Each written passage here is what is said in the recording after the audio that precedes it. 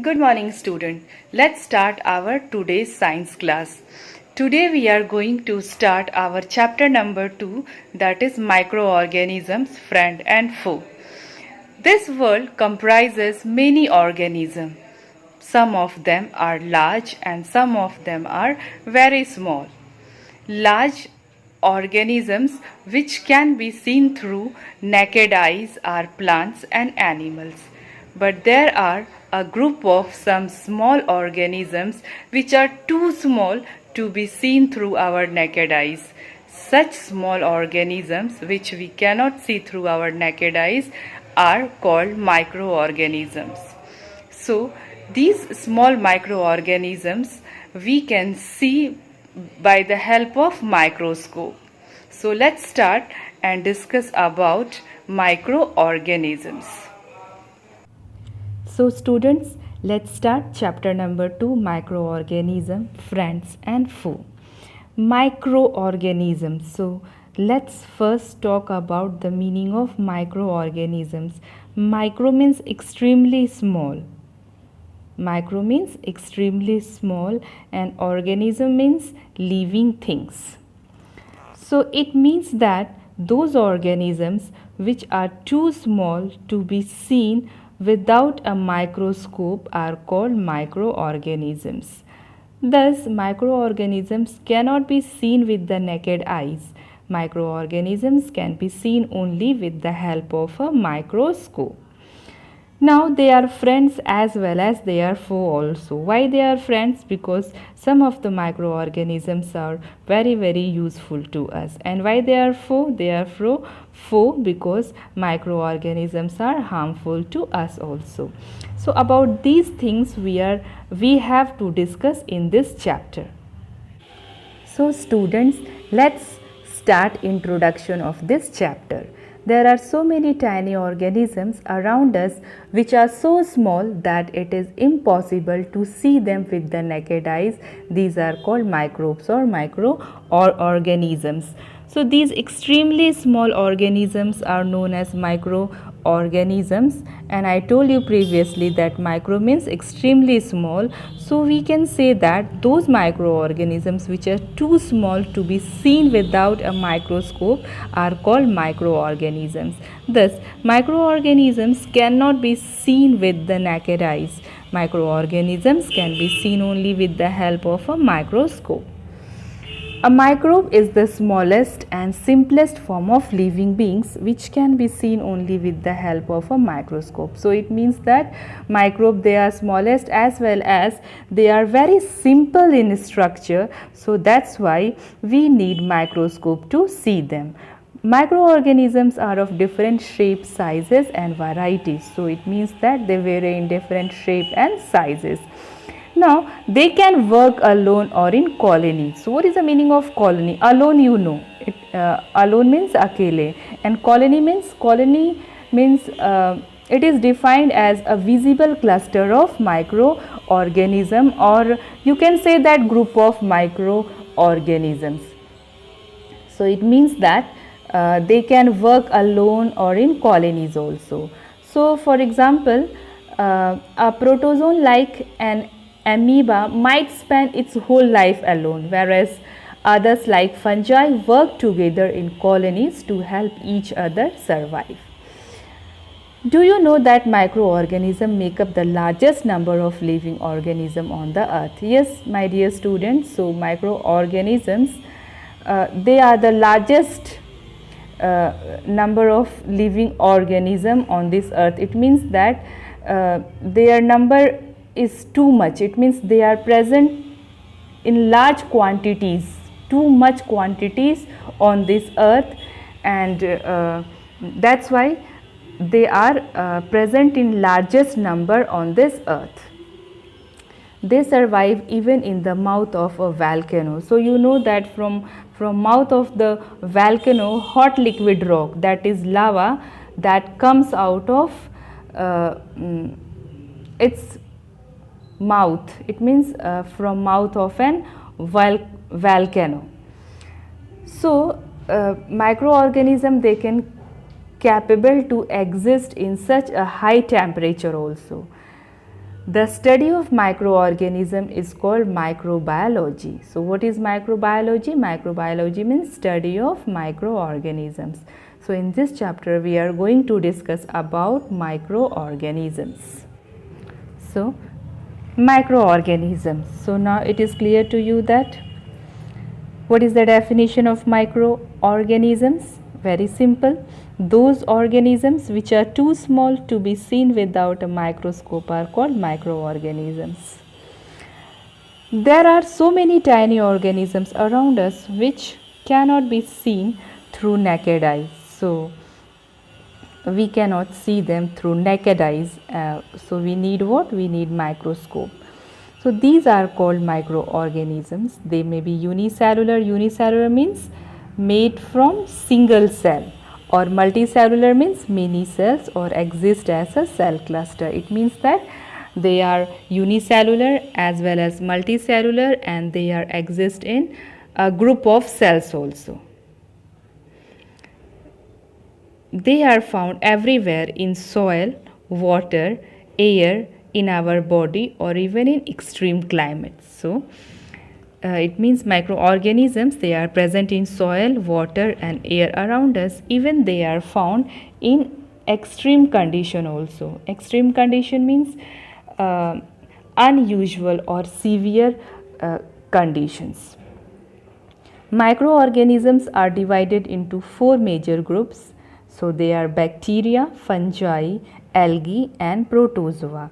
Viruses are also considered as microorganisms, but they grow and multiply only inside the living cells of plant and even bacteria. So it means that viruses are borderline of living and non-living things.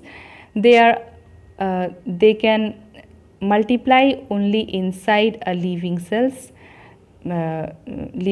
of plants or animals and even bacteria also.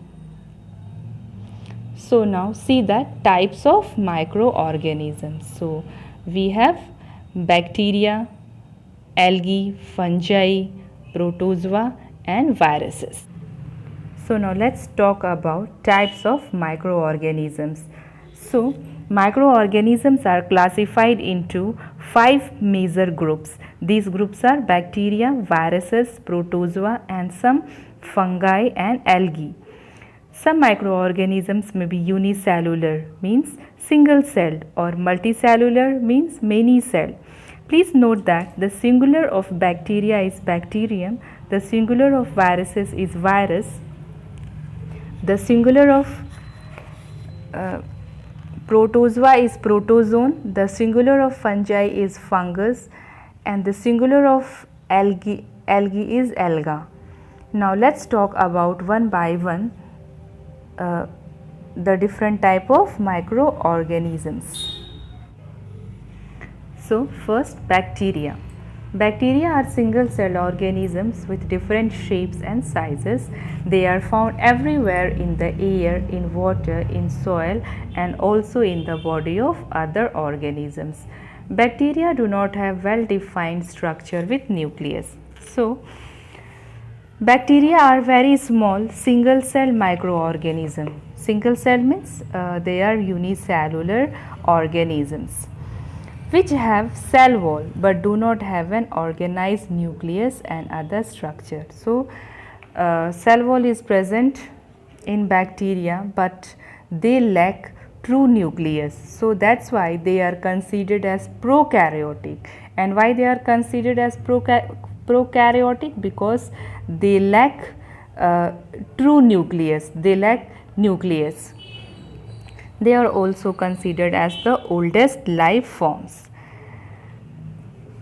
Bacteria are found in large numbers everywhere in air, soil and water. Every surfaces around us on our bodies and even inside our bodies. So bacteria can be found everywhere on the earth's surface. They obtain their food by parasitic nature or saprophytic nature.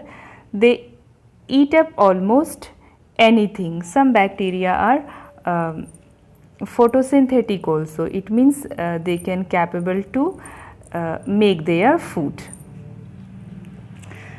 Now they may be spherical, means cocky, rod shaped, that is bacillus, spiral shaped,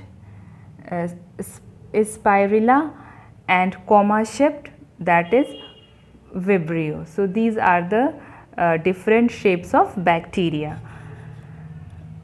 Lactobacillus and Rhizobium are some common example of bacteria. Some of the bacteria are useful to us, but most of them cause many diseases in humans and animals. Cholera, tuberculosis, diphtheria, food poisoning are some common disease in human caused by bacteria. The two common example of bacteria are Lactobacillus bacteria and Rhizobium bacteria. Some of the bacteria are useful and help in making food, nitrogen fixation and decomposition of waste organic matter. On the other hand, some of the bacteria cause disease. Some of the human disease caused by bacteria are cholera, typhoid, tuberculosis, diphtheria, whooping cough, and food poisoning. So it means that some bacteria are good for us and some bacteria is bad for us because they cause a number of disease in humans as well as in animals also. Okay, so next, fungi. Fungi are non-green plants that derive their nutrition from dead and decaying matter or from other living organisms. So fungi are a large group of organisms. They are unicellular or multicellular organisms. They do not contain chlorophyll and do not photosynthesize. It means that they lack chlorophyll, so that's why they cannot capable to make their food. Now, fungi, most of the fungi have cotton-like threads present in their body called mycelium. Each single thread is called hyphae. Okay, so the vegetative part of a fungus consisting of a network of fine white filament, they are called hyphae.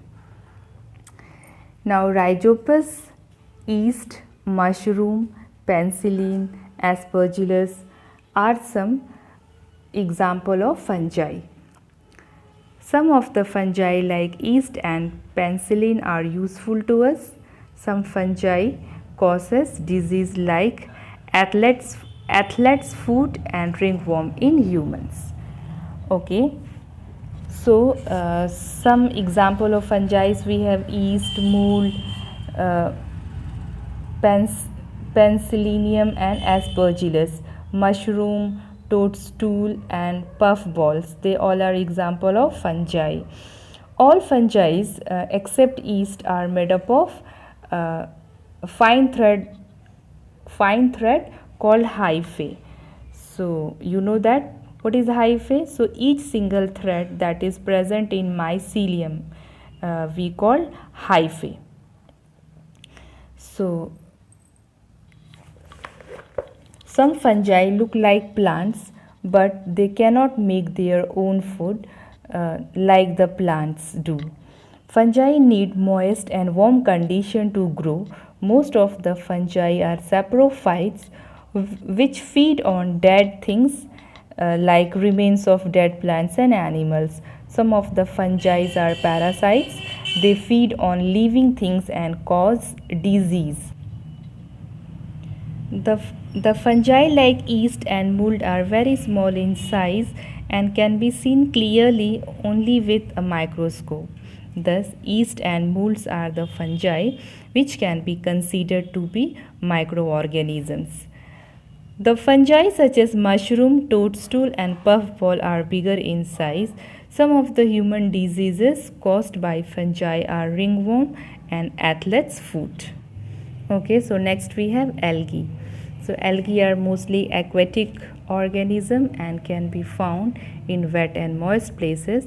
The bright green or dark green masses spreading over the water surface in ponds and tanks are actually algae. So student, you might have seen that a green patches or green masses that is spreading over the water surface. So पानी के ऊपर आप लोगों ने देखा होगा green dark green color का patch. सो वही उसी पैच को हम एल्गी कहते हैं, वो कुछ और नहीं होता है, वही एल्गी होता है. सो algae is a large group of simple plant-like organisms. They contain chlorophyll and produce food by photosynthesis.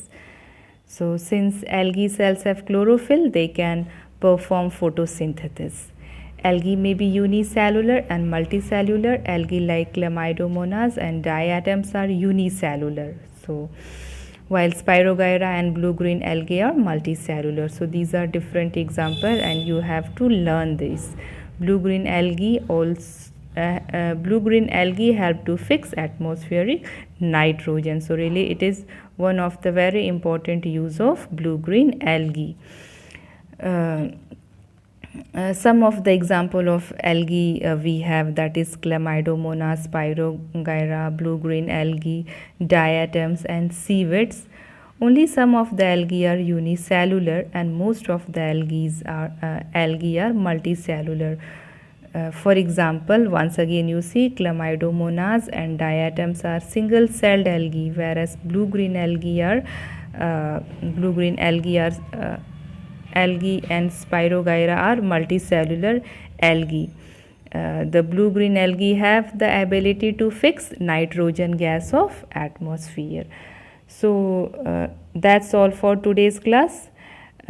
Next microorganisms we will discuss in our next video and in next class.